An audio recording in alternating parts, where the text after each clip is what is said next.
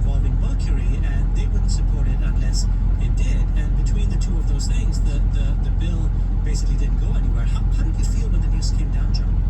Well, gosh, this is roughly 9, 10, 11 months on this bill, and I thought that we had the economic issues taken care of. I thought we had the political issues taken care of.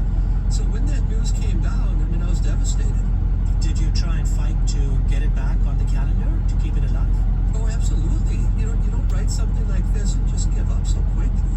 So, of course, I fought and fought to get them to reconsider, because I was thinking, look, I've spent all of this time, and I don't want all of that time to be wasted. So I went back to them again and again in meetings, and I still thought that there was a glimmer of hope, but in the end, it just didn't come to fruition. John came by another striking example. This time, an entire company was doing something very similar to what he had done in government. John was working at the time as the chief economist of the ride-sharing company. Now, I left Lyft in the spring of 2022, but by the time I left, it was still sputtering along. And what has recently happened in October of 2022, Lyft actually reintroduced Lyft Pink, and I think in part it was because the original membership program just wasn't working that well for them. In some ways, they were doing what you did when you were in the White House, which is they had an idea, they loved the idea, and they wanted to stick it. I think that parallel is spot on. So they had an idea that really didn't look great right away. So what they did is they went and they tinkered with it a little bit. And when you look at the new Lyft Pink, by and large, it's kind of the same structured program. John says this impulse to stick with it is something he's seen in both his professional and in his personal life. In 2015, he and his wife found they had hit a rough patch in their marriage. Yeah, that's kind of a tough one. Now, I've never talked about this publicly, but let's give it a try, since maybe it can help others work their way through a difficult moment in their own relationship. John and his wife had been high school sweethearts, but after many years together, he felt things between them were no longer working.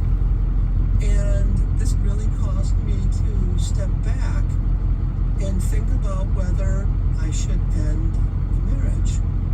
And I started to think, well, look, I have 5 kids, and those kids back then were aged 9 to 16.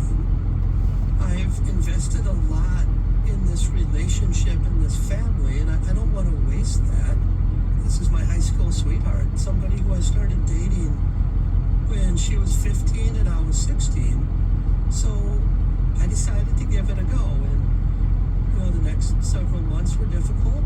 By the time the summer rolled around, I was holed up mentally. I was keeping everything in. I was making occasional snide comments to my wife. I really wasn't a great husband or a great father. So I said, well, give it some more time. And then 6 more months went by, and I found myself even more miserable and making my wife's life miserable. And of course, it turned out that the kids were not that happy either. And that's when I asked for a divorce.